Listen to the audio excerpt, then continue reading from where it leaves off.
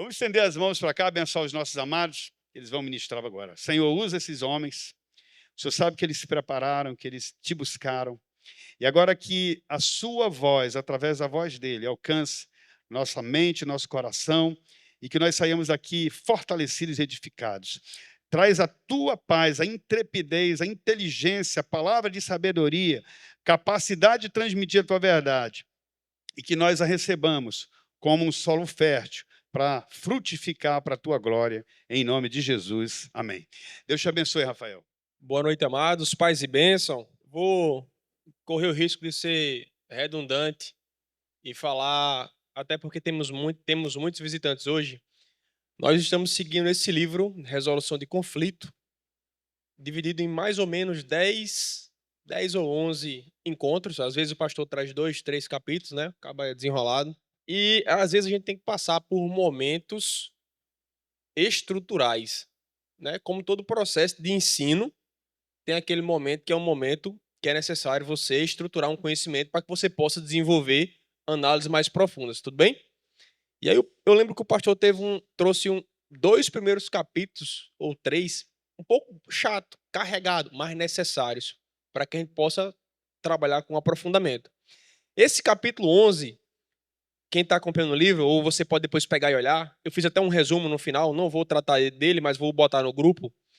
Ele menciona 19 perguntas. O nosso tempo aqui com vocês hoje é mais ou menos 20 minutinhos. Se eu falar 1 minuto de cada um, já acabou. Então eu vou tentar fazer um apanhado, né? A gente agrupou para que, de uma maneira, né, mais holística, possa ser aguçado esse entendimento. Tudo bem? Então, eu vou tentar ser bem dinâmico. Se eu estiver sendo rápido, eu vou tentar ser rápido.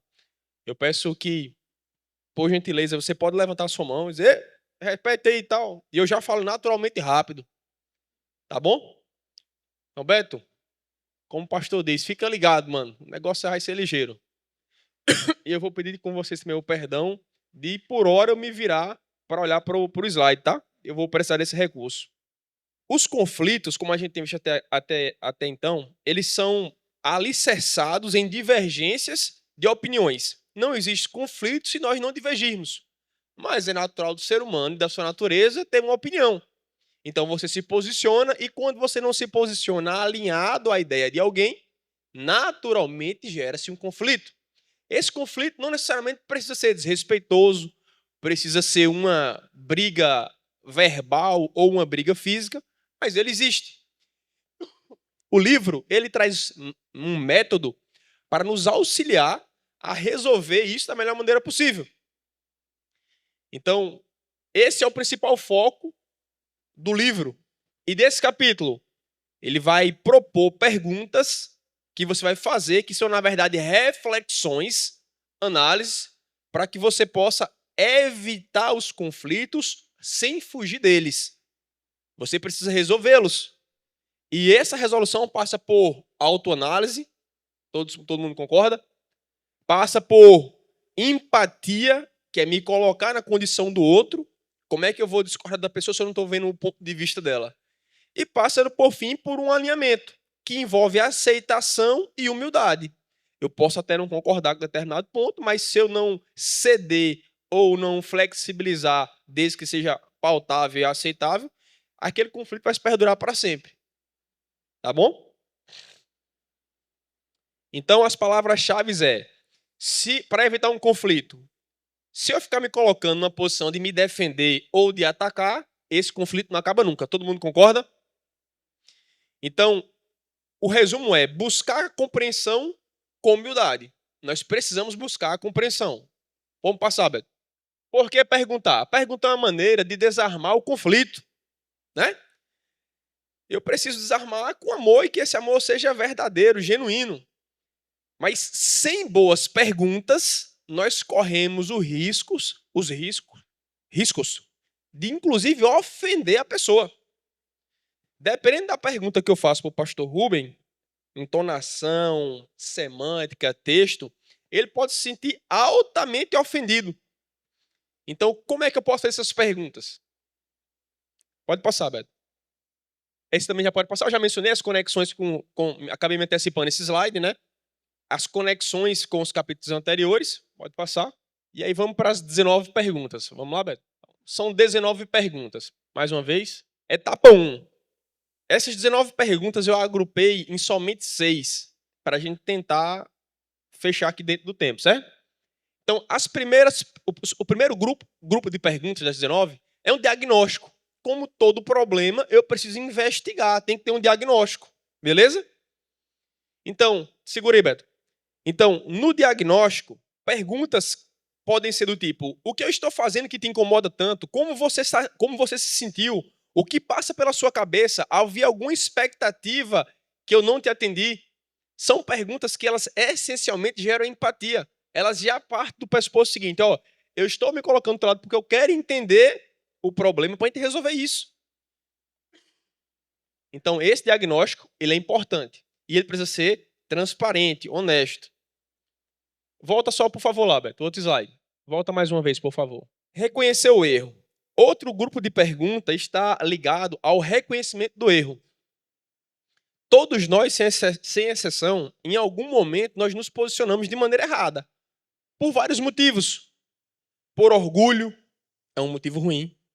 Por ignorância, falta de conhecimento, é um motivo que não necessariamente é culpa sua. Pode ser só que você nunca foi apresentado àquela situação ou problema e você se posiciona de maneira errada. Então, para evitar isso, o que é importante? Ouvir bem e aprender com o erro. Então, o que você gostaria que eu mudasse? Se eu estou errado, estou no conflito com a minha esposa. Meu amor, o que você gostaria que eu mudasse? Como eu poderia ter me comunicado melhor com você? O que é que eu posso fazer no futuro para que eu não repita isso? Eu estou entendendo corretamente o que você está me falando? Todo mundo concorda que é importante eu ter clareza no entendimento, porque se eu não tivesse a clareza, eu vou acabar cometendo um erro de colocação. E às vezes a gente pensa que comunicação é o que eu falo, mas a comunicação não é pela boca, é pelo ouvido, é o que o outro entende. Ou pelos olhos, né? Se for pela escrita, né? Uma vírgula, todo mundo sabe, muda tudo, né? Sentido, deixa de ser afirmação, passa a ser negação. Enfim. Podemos passar, velho. Etapa 3. Buscar reconciliação com atitude prática. Eu preciso pedir perdão por algo que eu fiz, né? A gente estudou aqui já em diversas séries isso. Eu preciso me reparar com a pessoa que eu cometi esse erro. E eu preciso me reparar com o pai. Então, o que é que eu posso fazer no futuro?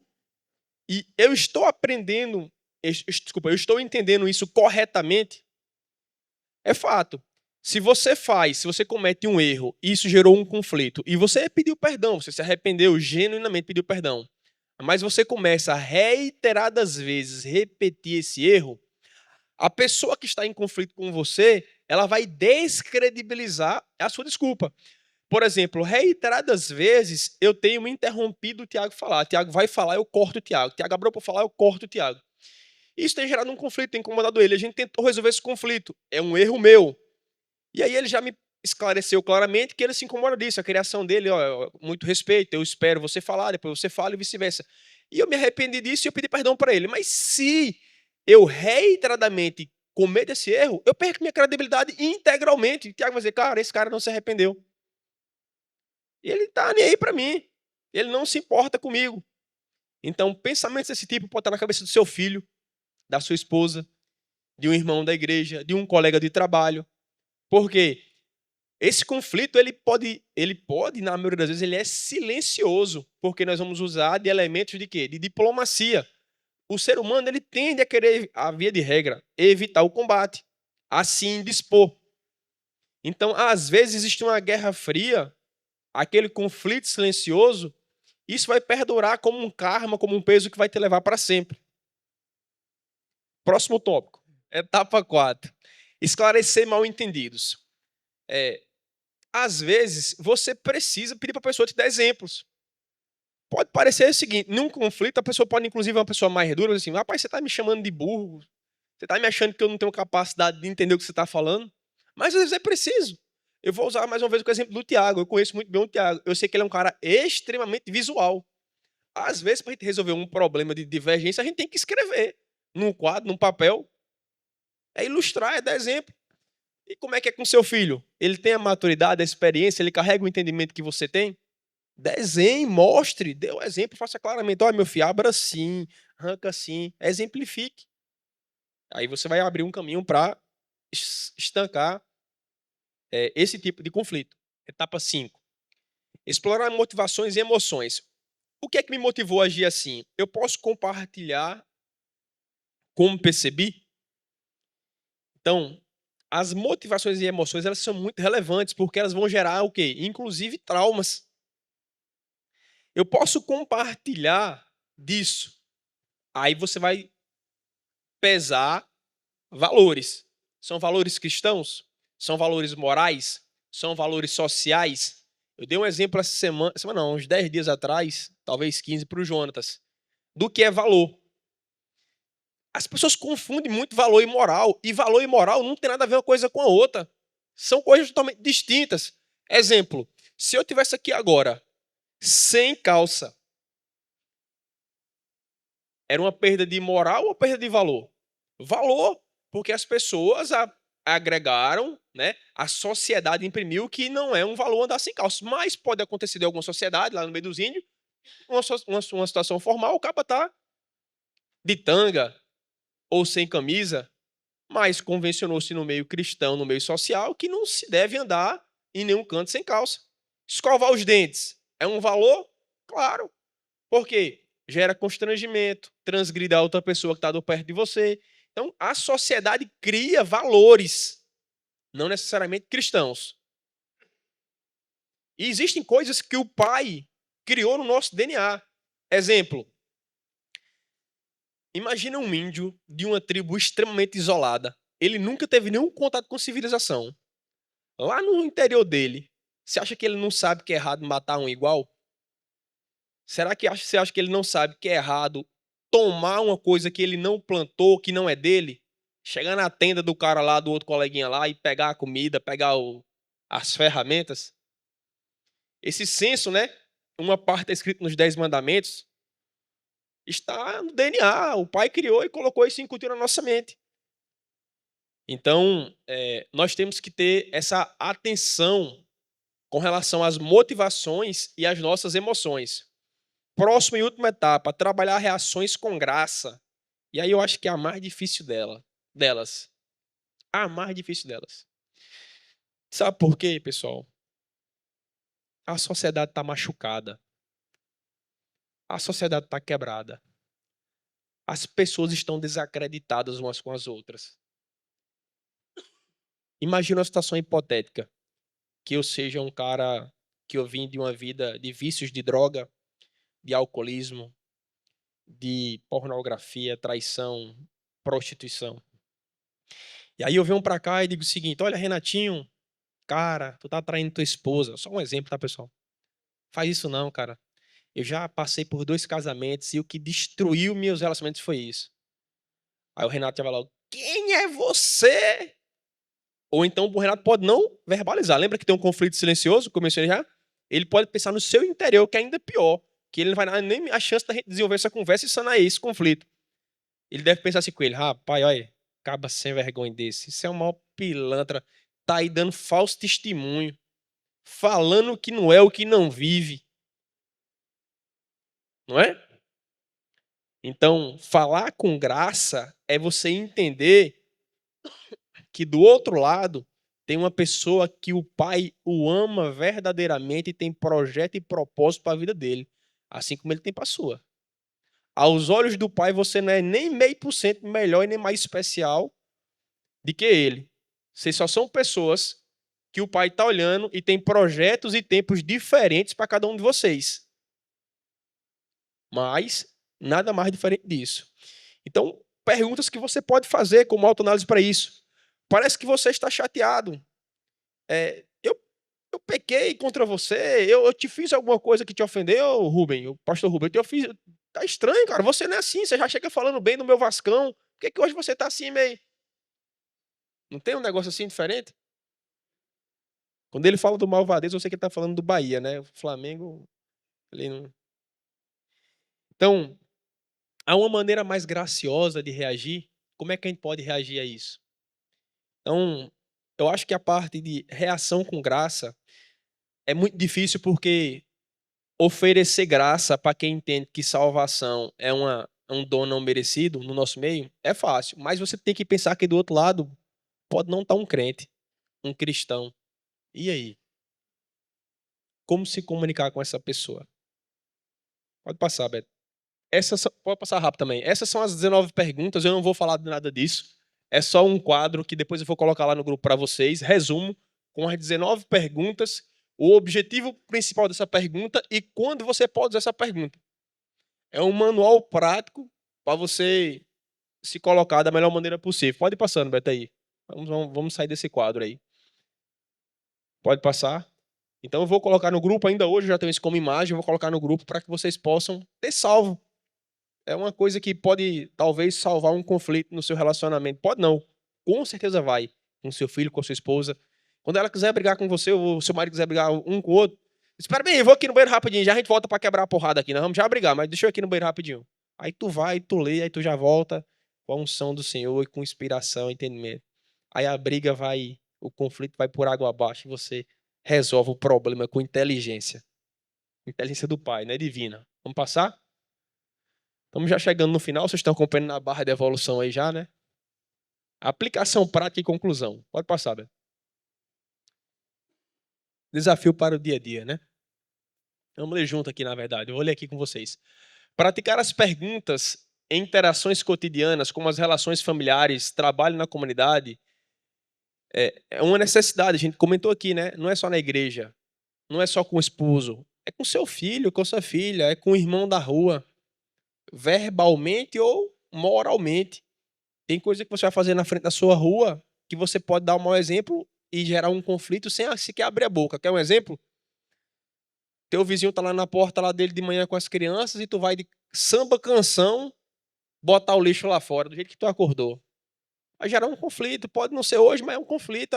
Uma semente de discórdia ali está implantada.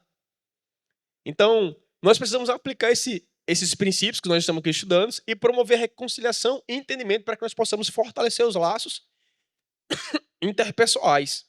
Então, 2 exemplos aqui práticos, mais voltados para... Não, pode ser tanto, se aplica tanto para homem quanto para mulher. No casamento, pergunta a sua esposa ou pergunta a seu marido: tem algo que eu esteja fazendo que está te magoando? Faz quanto tempo que você não faz essa pergunta para sua esposa ou para o seu esposo?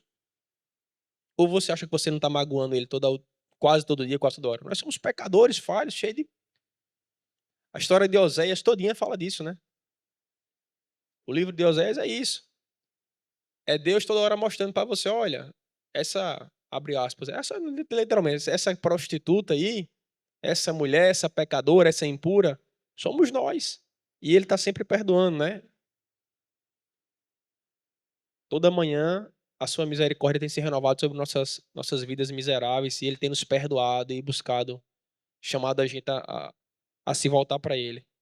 Com seus filhos, pergunte para ele, se é que vocês já perguntaram, eu posso ser um pai melhor? Como é que eu seria um pai melhor para você, filhão? Como é que eu seria um pai melhor para você, minha filha? Isso não importa a idade do seu filho. Eu sei que tem gente aqui que tem filho já com 30 anos, com 40 anos. O Zeca tem uma filha com 85 anos de idade. Não tem nenhum problema. Toda sem exceção tem margem para essa pergunta. Ou no trabalho, há algo que eu poderia mudar para servirmos melhor juntos? É um ambiente de muita vaidade. Talvez você abra a brecha para o cara te dar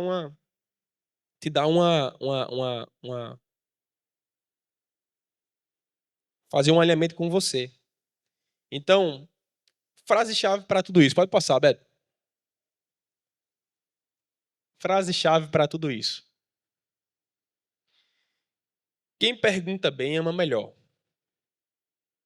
Se você faz a pergunta de maneira adequada, respeitosa, a probabilidade de você reduzir um conflito, ou você nem entrar num conflito, é muito grande. Homens de Deus ou mulheres de Deus, como estamos aqui na série aberta para homens e mulheres, não foge dos conflitos. Eu já falei isso aqui hoje. Nós buscamos resolver com amor e com verdade. É confrontar.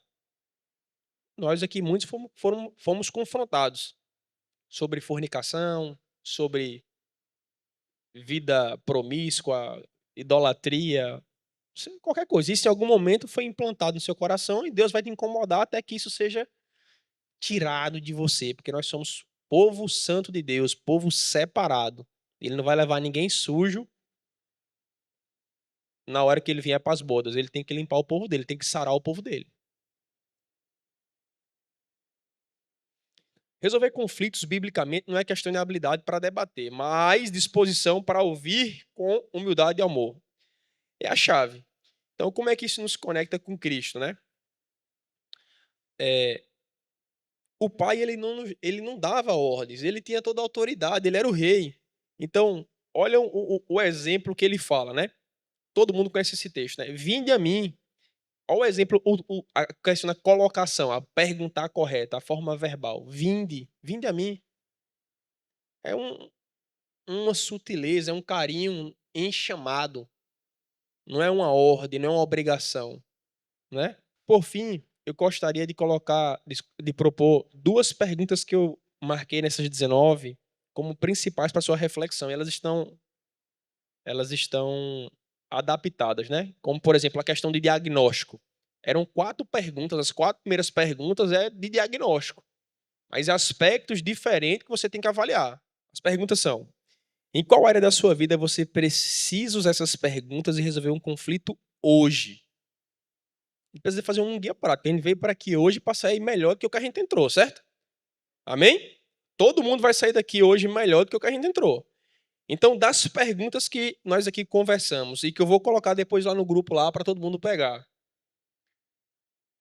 quais delas estão atreladas a algum tipo de conflito que você precisa resolver hoje? Em outras palavras, o que é que está te afastando de Deus hoje, meu irmão? Se o pai voltasse hoje meia-noite, ele vai voltar 11h59 e 59 segundos ele volta, meia-noite em ponto. O que é que você tem que correr para resolver? Eita, tenho que pedir perdão para fulano, ciclano, tenho que falar isso para não sei quem. O que é que está te distanciando hoje do pai? Última pergunta. Em qual área Deus quer que você use essas perguntas para restaurar você hoje? Uma é a sua percepção com o mundo, com as pessoas aqui, e a outra é do pai, que é totalmente diferente. É o que você espera aqui e a outra é o que é que você acha que ele espera dele. Você tem fugido de conflito com Deus? Você está em conflito com Deus? Podemos estar, né? Imagina que ele me deu um chamado, me deu uma missão para me ir lá para o interior do Amazonas evangelizar e eu morro de medo de canoa. Ou de pegar malária, ou de ser comido por uma piraíba. Eu estou fugindo, eu posso estar feito Jonas, né?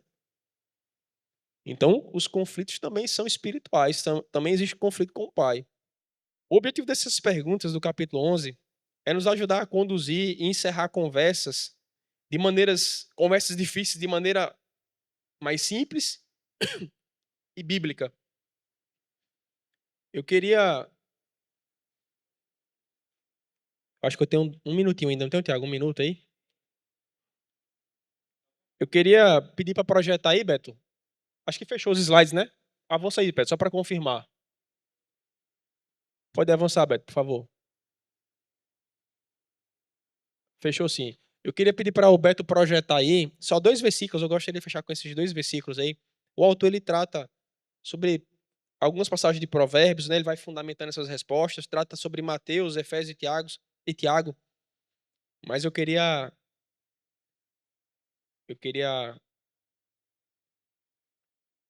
Tiago, capítulo 1, versículo 19. Sabeis essas coisas, meus amados irmãos. Todo homem, pois, seja pronto para ouvir, tardio para falar, tardio para se irar. A gente já ouviu isso aqui nesse livro de conflito. O pastor já trouxe esse texto. Mas assim como a gente memoriza uma coisa muito importante, acho que a gente tem que escrever isso na mão todo dia, ou num papel, e sair de casa a gente lê.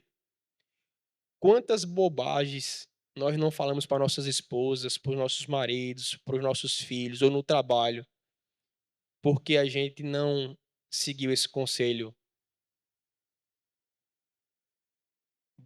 porque faltou inteligência emocional ou sabedoria para mim ser tardio em irar, tardio em falar. Eu nem ouvi o que o cara ia falar todo dia, eu já entrei com a britadeira para cima do cara. Outro texto, Beto, está em Provérbios 18, verso 13. Responder antes de ouvir é estúcia e vergonha. Estultícia. Tem a NAA aí, Beto? NAA ou NVT, por favor? O objetivo é as duas coisas que a gente tratou aqui. A primeira é ter controle emocional, né? Poderoso não é um homem que domina uma nação ou muitas pessoas, mas o homem que domina a si próprio. Ok. Aí fica mais fácil para mim. Falar sem antes ouvir os fatos é vergonhoso e insensato, né? Então, você precisa ouvir, entender, se exercitar com empatia, ter humildade, se colocar, mesmo que você sinta que você esteja no seu direito, na sua razão, obedeça a palavra do Pai, o Deus dele, seja tardio a se irar. E assim, cara, no meu interior eu acho que eu estou 100% certo, eu devia quebrar o pau aqui agora, mas eu vou deixar para brigar essa briga só semana que vem. Daqui para semana que vem pode ser que tudo já passou. Tá bom? Era isso que eu tinha para trazer para vocês. Foi isso que está no capítulo 11. Confesso que até falei com o Tiago, falei com o pastor. Foi muito difícil para mim trazer esse capítulo, tá, pessoal? Assim, eu não acho que eu tenho dificuldade de expor coisas, mas é um capítulo só pergunta, né? Ele é bem confuso e eu fiquei perdido várias vezes e eu pedi muita inteligência do Senhor para que eu pudesse me comunicar com vocês de uma maneira que a mensagem pudesse ser passada com respostas. Eu não sei se eu fiz isso, mas foi o que eu pedi a Deus para colocar no nosso coração, no meu coração, porque não adianta nada a gente passar aqui e a gente sair igual a gente entrou. Então, se eu conseguir imprimir esses dois principais sentimentos, de 19 perguntas, resumindo-as em duas, seja tardio a se irar e tenha empatia, escute, tenha humildade para escutar, pelo menos escute. Né? Isso eu estou ministrando muito para mim, tá? Eu me identifico de maneira negativa ou torta ou errada com talvez 19 dessas 19 perguntas aí, né? Ou a maioria delas. Então, que isso fique no nosso coração, que o Senhor nosso Deus possa de alguma maneira colocar isso na nossa mente e que a gente possa tomar posse disso. Amém? Vamos orar? Querido Deus, seu Pai querido, Pai maravilhoso, aqui nós entregamos a Tua palavra em obediência ao Senhor, ao propósito dessa série, e o propósito desse grupo, desse Ministério de Homens, que é confrontar as pessoas com a Tua verdade, com o Teu amor, meu Pai. Espero que a Tua mensagem tenha sido entregada de maneira que te agrade, que te honre, meu Deus, e que nós possamos ser hoje edificados. Consola-nos e nos instrui com o Teu Santo Espírito e coloque isso na nossa mente, imprime no nosso coração, Pai, que o inimigo não nos confunda sobre o Teu ensino. Em nome de Jesus, nós te agradecemos. Amém. Amém. Charlinho. Paz e bênção, igreja. Fica até complicado, né? Você ser o segundo, porque o primeiro arrebenta e você já fica constrangido de começar, né? Mas, assim, o capítulo do livro que nos foi passado é o capítulo 12, né? Ele trata justamente sobre a frase: você tirou as palavras da minha boca, né?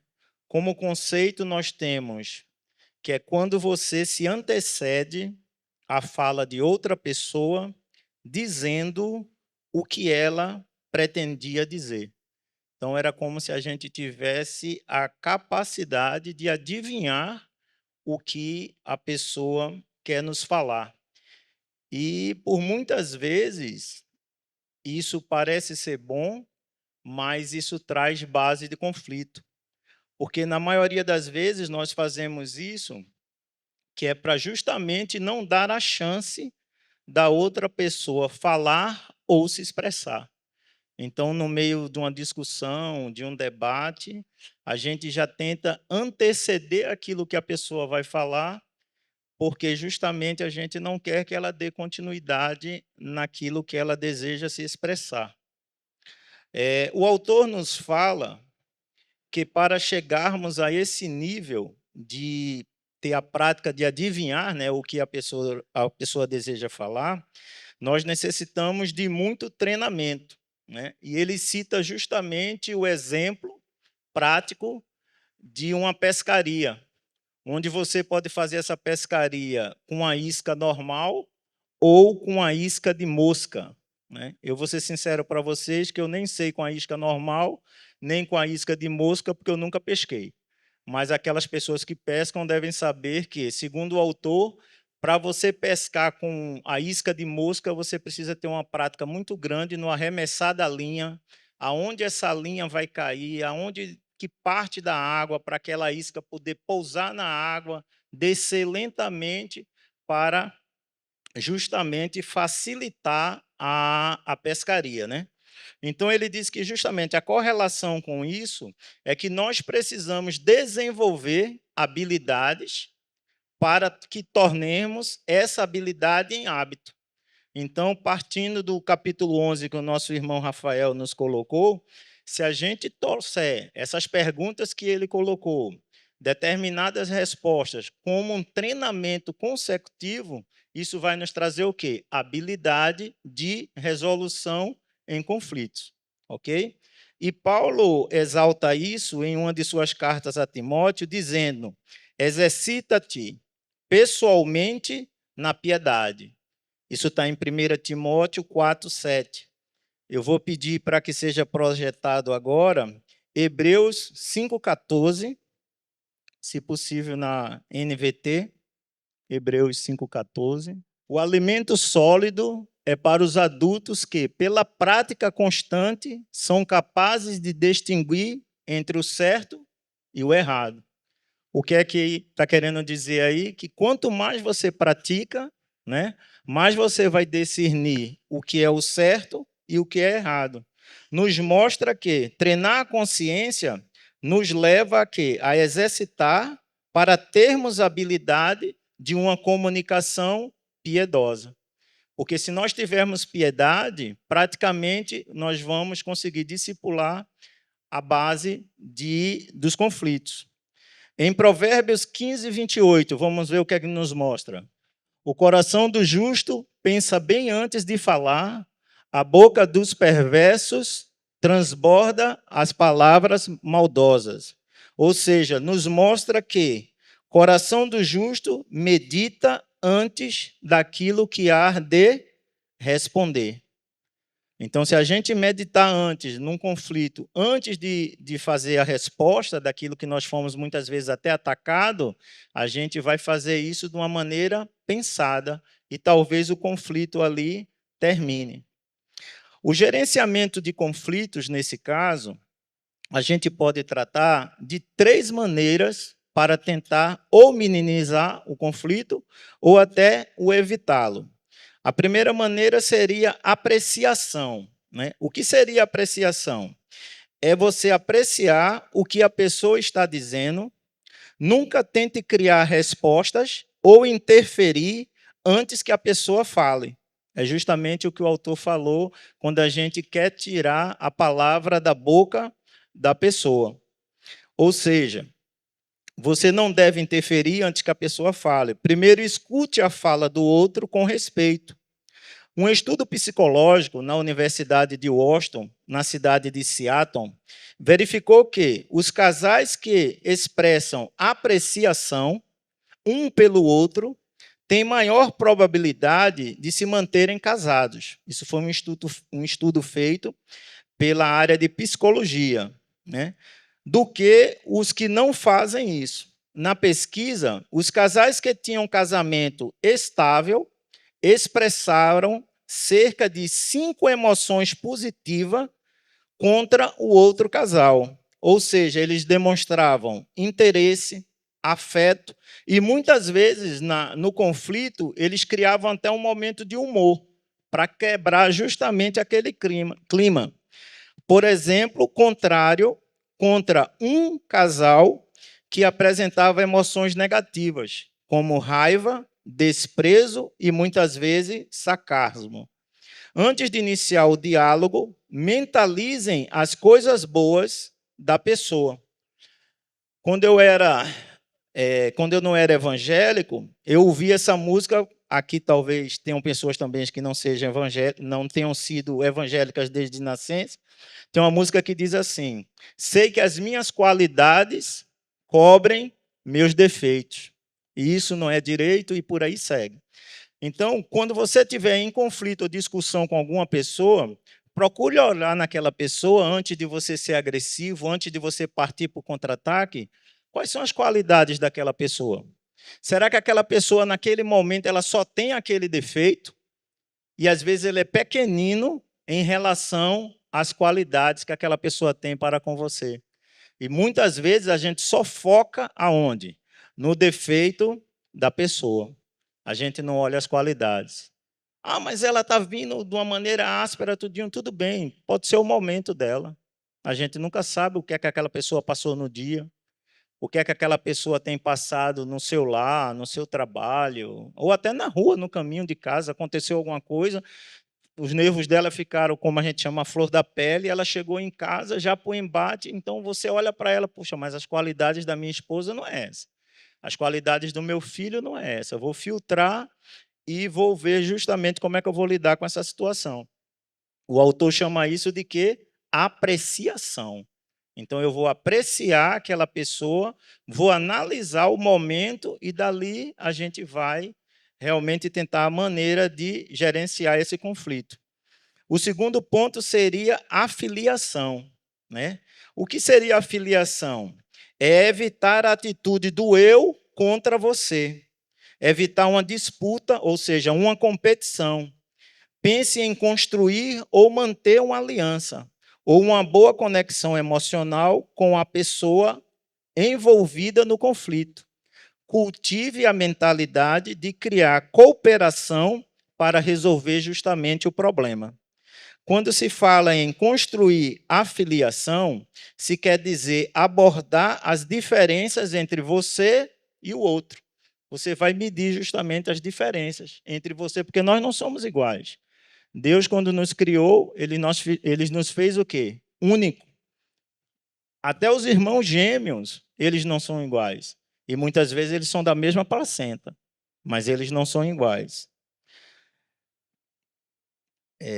Como problemas a serem resolvidos juntos em amizade e não em guerra.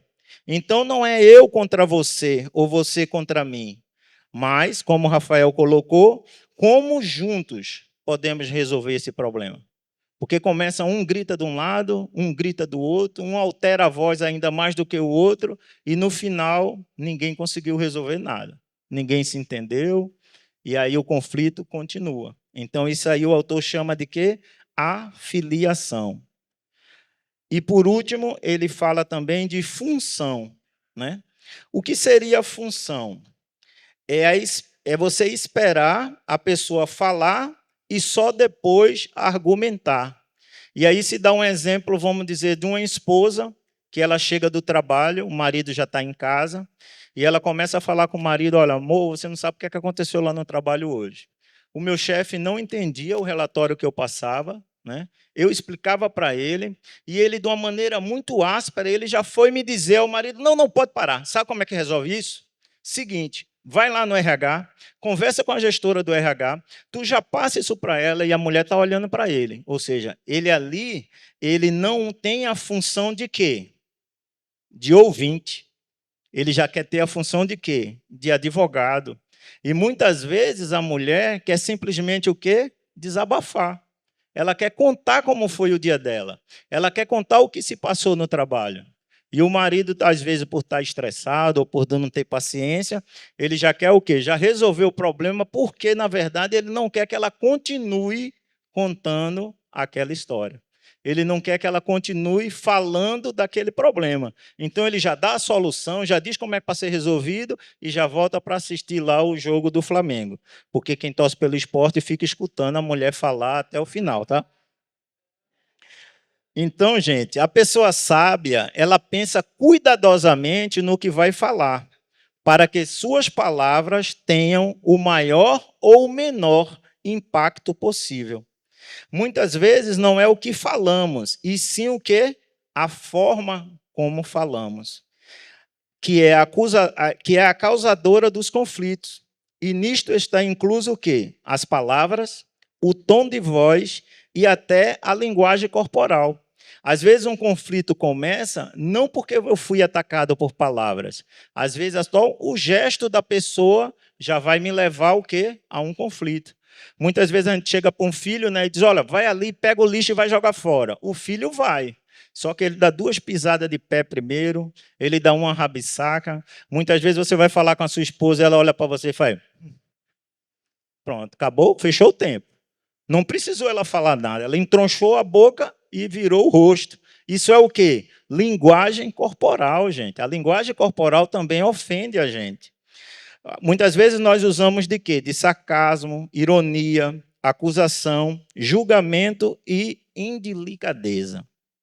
Aconteceu um fato comigo, dia 21, né, que foi feriado.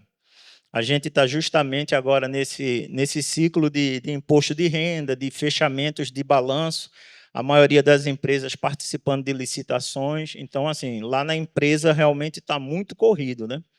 E aí a minha esposa, a Kellen, ela já é ciente que quando chega essa época, realmente eu não tenho tempo praticamente para nada. É corrido mesmo e é no 220. E quando foi no feriado, ela disse, olha, deu um problema lá no operacional e a gente vai precisar trocar os móveis, né? O marceneiro já vai para lá, como é feriado, ele vai montar. Tinha condições de tu dar uma olhada lá junto comigo? Eu digo, não, sem problema, né? Aí fui de manhã para lá com ela, para o operacional, o marceneiro fez o trabalho que tinha que fazer. Isso aí ele terminou mais ou menos umas 1h30 para 2 horas. E eu e ela vinha descendo o elevador, né? E no caminho para o subsolo, onde a gente ia pegar o carro, ela me mostrou o celular, né? Ela disse, olha para aqui, ó, o Cauêzinho, né, que é nosso filho mais novo, acabou de mandar essa mensagem aqui, ele mandando o horário do cinema, né, 18h20, para a gente poder ir para o cinema com ele. Aquilo ali, para mim, foi um barril de pólvora, entendeu? Eu digo, rapaz, como é que você vem com uma conversa dessa? Você vendo que de manhã eu não pude trabalhar, né? Agora, são quase 2 horas da tarde, aí eu vou de noite para o cinema com o Cauê, com você, vai você, aí já explodi. Aí ela calou-se, foi-se embora para casa, eu fui em casa, almocei, voltei para trabalhar, não consegui trabalhar direito, porque aí começa a cabeça, começa a te mostrar, o Espírito Santo começa a te incomodar, aí o Espírito Santo chega e diz, filho, precisava disso tudo, uma ignorância dessa, você poderia ter resolvido isso de outra maneira. Aí, quando é nesse momento, só se resolve com Lucas 17:3. Por favor, Beto. Lucas 17:3. Portanto, tenham cuidado. Se um irmão pecar, repreenda-o. E se ele se arrepender, perdoe. Então, Lucas me mostrou que eu tinha que me arrepender. Então, eu cheguei em casa, ela não estava, ainda estava no cinema com o Cauê. E quando ela chegou, eu pedi perdão, né? Porque eu ofendi o meu sogro, e aí é o pior afronte que tem, porque primeiro eu ofendi o meu sogro e depois eu ofendi a filha dele. Porque ela sendo filha de Deus, Deus é o que? Meu sogro. Então, primeiro eu ofendi a Deus, pedi perdão a Deus primeiramente, e depois pedi perdão a ela, e ela me perdoou. Então, assim, toda vez que criasse um conflito, toda vez que você, muitas vezes, mesmo na razão, tenta pedir perdão.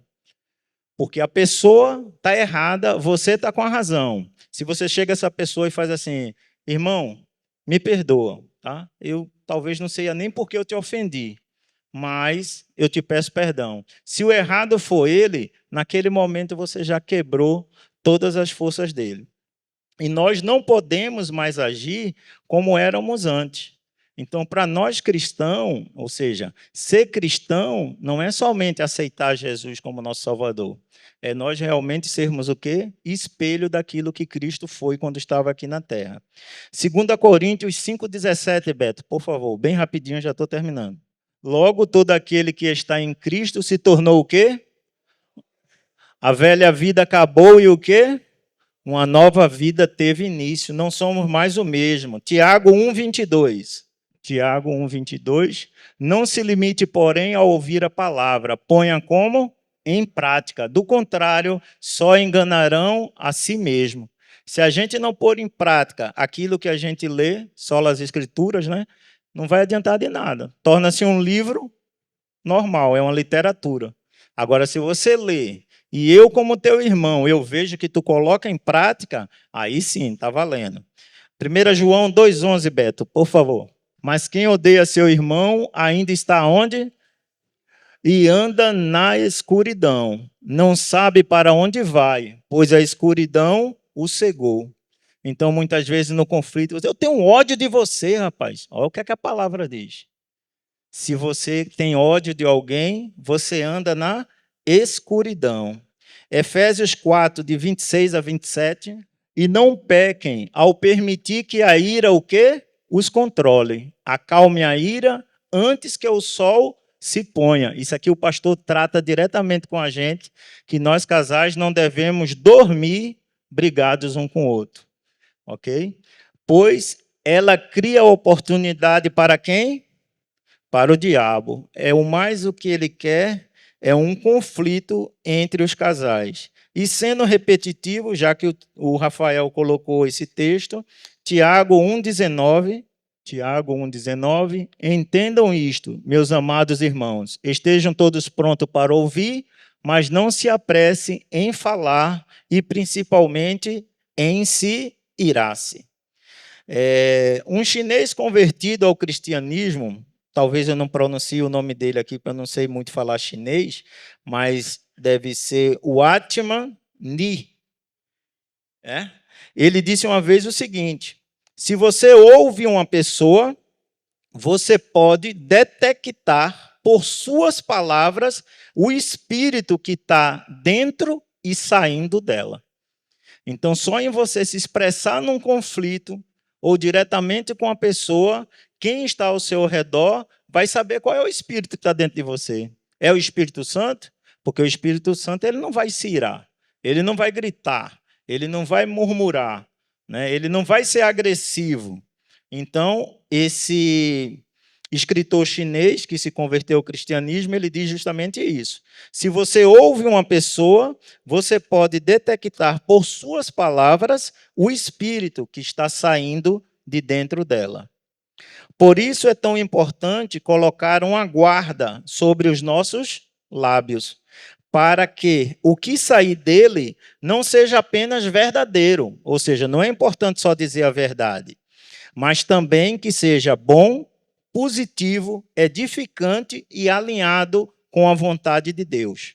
Você pode mudar suas atitudes e comportamento, mas primeiro deve mudar seus pensamentos e suas palavras. E para isso você precisa da ajuda de quem? Do nosso Consolador. Se você verdadeiramente deseja solucionar conflitos, submeta-se ao Senhor Jesus Cristo em humildade. Peça-lhe que o transforme em sua imagem e natureza. Ele vem fazendo isso por mim, pois é um processo, não é do dia para a noite. Lembra no início da palestra sobre o treinamento da pesca? E ele também pode fazer isso por todos nós. Deus abençoe a todos vocês e meu muito obrigado. Obrigado, Charles, muito bom. Vocês já ouviram falar no Pilatos? Quem já ouviu falar no Pilatos? Tem uma coisa que eles dois falaram que nós precisamos atentar, muito importante, que é uma questão de autoridade. Na verdade, a luta pelos conflitos tem muito a ver com uma questão de posicionamento de autoridade. A gente quer mostrar que tem autoridade. O marido quer mostrar que tem autoridade, a mulher quer mostrar que tem autoridade, às vezes até o filho. Por mais que ele não esteja consciente disso, ele tem esse desejo, essa vontade de dizer: eu sou autoridade aqui. Eu mesmo disse várias vezes isso. Mas veja, a autoridade ela tem a ver com posição, né? Tem a ver com posição. tem a ver também com função. E tem uma situação aqui, Pilatos enfrenta com Jesus, que é muito interessante. Está lá no capítulo 19 de João.